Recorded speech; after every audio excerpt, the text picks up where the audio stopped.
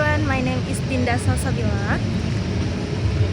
I'm very happy to stand here today and tell you about one of the most special place in Sukabumi named Gedung Juang.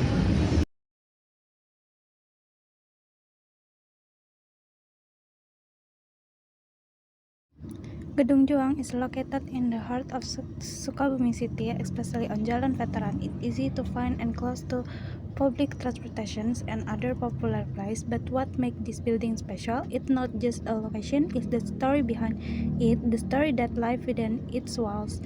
Originally, this building was called Society Sukabumi. It was built in 1906 by Dutch during the colonial era, and it was used a grading place for high-ranking Dutch officials. Then, during the Japanese occupation, it was taken over by Japanese troops and used for their own purpose. But the most important parts of its history happened after Indonesia declared independence on September 1945.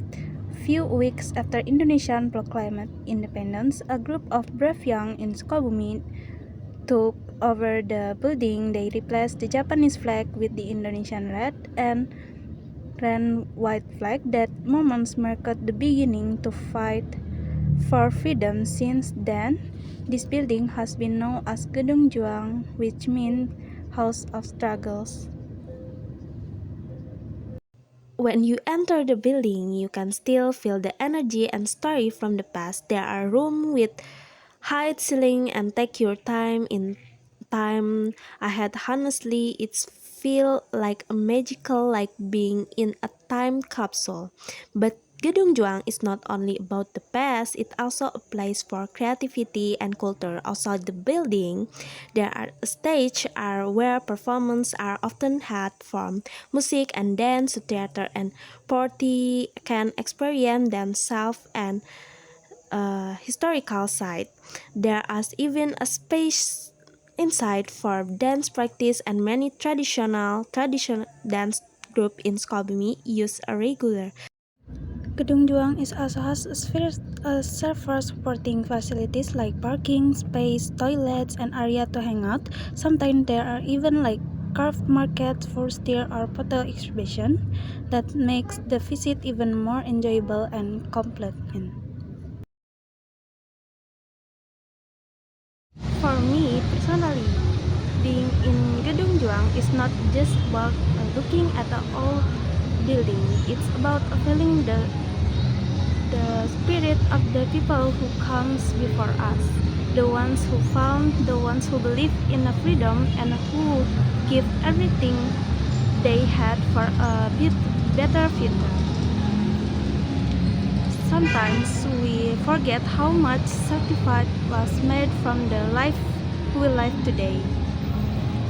So when I stand inside this building, I'm remembered to be more grateful, to be more proud where I come from, and to keep that spirit alive in my own way.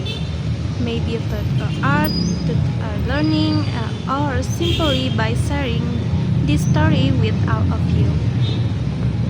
So next time, if you are in Sukabumi, then just pass by, take a moment to stop at Gedung Juang.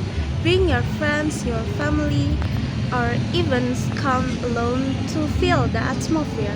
Take a picture, but also take a deep breath and think about the story behind hidden in this walls.